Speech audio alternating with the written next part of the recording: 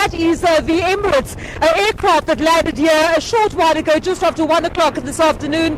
Of course, it's the first international commercial flight that landed here at Cape Town International since the reopening of our borders, Cape Town International being one of 3 airports that are operational as of today.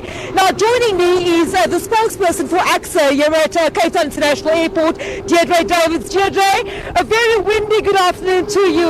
We've just spoken a short while ago to the general manager telling us that from 4 flights under the previous level in lockdown, now 50 flights a day, and of course this is the first international flight arriving here at Cape Town International. Talk to us a bit about what went into making this possible here today. Well, Vanessa, the team has worked long and hard to make sure that we are ready to be able to process passengers internationally.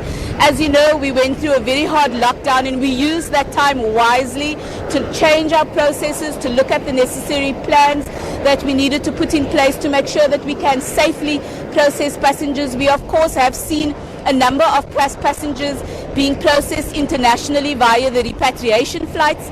Nearly 20,000 passengers have moved through the airport to international destinations on those repatriation flights, and they've done so safely.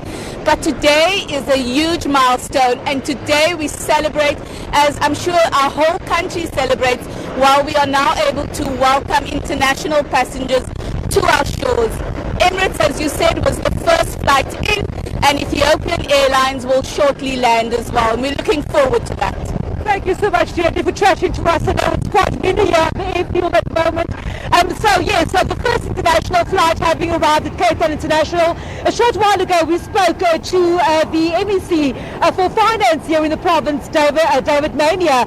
And while the province, as well as the city of Cape Town and all the tourism bodies, are indeed very happy that international travel is now allowed, MEC Mania telling us that they are still at this point, as the Western Cape government, concerned about the restrictions on travel, especially from key markets such as the United States, the UK and so on, saying that they will continue engaging with national government on that issue. But of course, a windy start to the visit here for some of those that have just disembarked at Cape Town International Airport this afternoon.